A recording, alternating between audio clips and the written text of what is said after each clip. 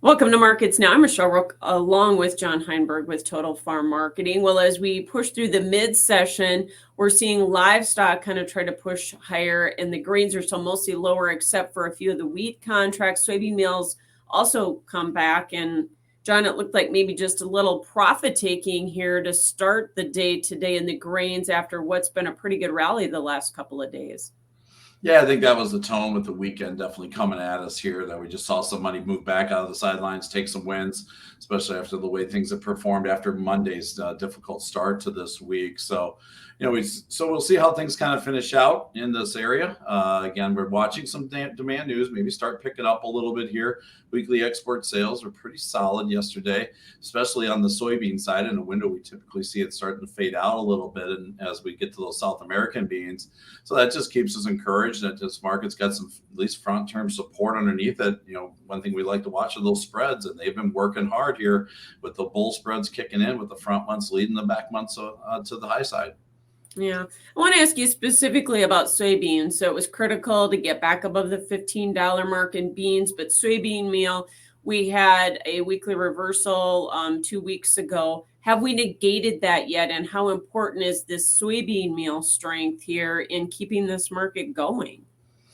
That soybean meal market's a pretty good indicator, probably some of the things going on in South America and the demand for meal and what the crushers are trying to do down there to meet some of the demands they normally have. We haven't taken out that high yet from last week and the beginning of that reversal. We're kind of maybe going to back test that. We'll see here. There's a lot of money flow into that soybean meal market, but it has been impressive and holding in there. We had a couple rough days in here and it's kind of snapped right back off those. Even today was a little bit softer and starting to catch a bid now again, here at the midday time frame. So again, that meal market is going to be probably the driver, at least in terms of soybean demand or soybean strength here in the front end, just because of what we're seeing and the demand for that meal because of the tighter Argentina supply. Yeah.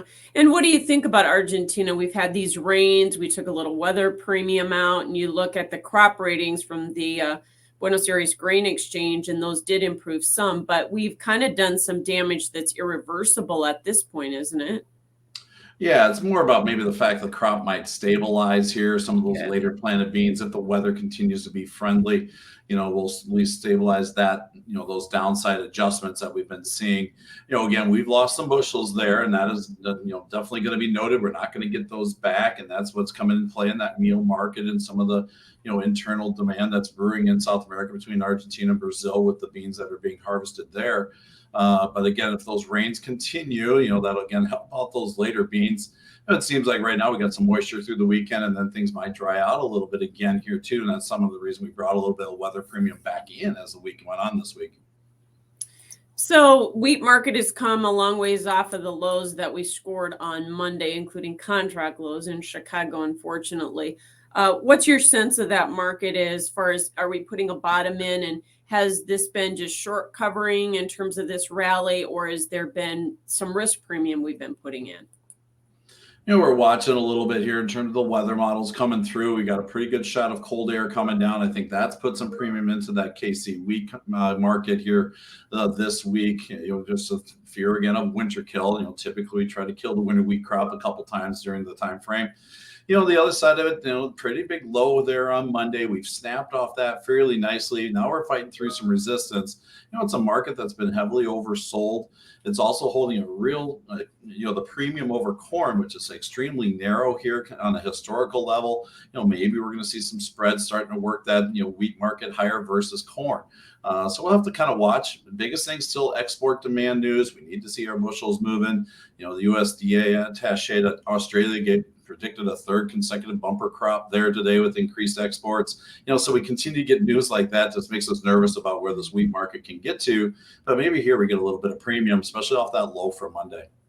So corn market, is corn just a follower here of wheat or soybeans at this point, or crude oil even for that matter, or is there more to this rally that we've had this week?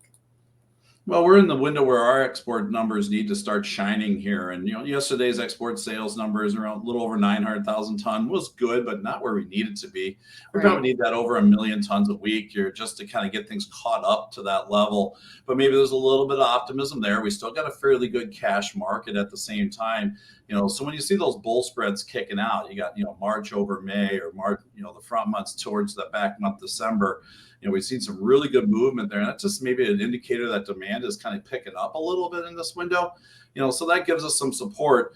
Don't know how far we can run this, at least at this time frame. I mean, I do have some targets a little bit higher up, but just a little cautious that if we start getting too pricey, that demand can slow down again, and we need to keep these bushels moving. So right now, maybe we're at the top of a range here, and we're going to work a little bit more of a sideways fashion until we get some clearer demand news, maybe later in the spring. Yeah, kind of a tug of war between supply and demand there keeps that market sideways. And as you and I speak, we've had corn now pushed back to the plus side by a little over a penny. So pretty quiet session there. Cattle market, what do you think there? Obviously, we were disappointed about cash trade yesterday, and that kind of hurt the market, but we're back to the plus side today, and talk about, what's driving that. Obviously cash trade, we want to see that continue to firm up. Don't have really a lot of trade this week, but the indications are steady, just a lot softer in some of the bids. And February is going to stay pretty tied to where the cash market is here, especially as we get closer to first notice day on that contract. Biggest thing I'm watching with the cattle side too, what's going on with the retail values. They've been on the decline here over the last couple of weeks. Maybe we're going to work to a winter low there before we start talking about grilling demand. That keeps this market limited. Then we got to really watch. We got cattle inventory numbers coming out next week, and that's going to show a fairly tight supply of cattle again.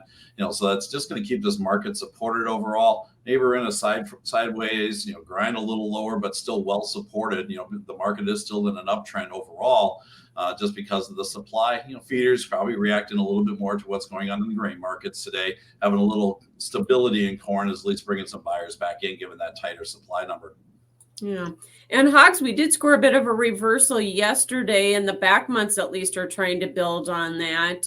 How encouraged are you by that? What are you watching to signal that the bottom is finally in? Well, that was a pretty significant low yesterday. We kind of broke to the bottom side, washed out any of the week longs that were in, and turned this thing over for a $3 plus rally off the lows. Now we're getting some follow through today. To me, it still comes down to the fundamentals. In the last couple of years, we've bottomed out the cash index in the December-January window. We did trade higher for the first time yesterday. We are forecast to be a little higher again today. So maybe we're hitting that index low, and that could get that cash market moving. To me, for any sustained rally in hogs, we need to see the fundamentals, the retail values, and the cash market start responding to go with the value in the market overall. Again, we still got a pretty good premium over that cash market, so we need that cash market to start catching up to the futures. Yeah, that's February's problem today, obviously, but hopefully the back months can keep going. Thanks so much for joining us. John Heinberg with Total Farm Marketing, and that's Markets Now.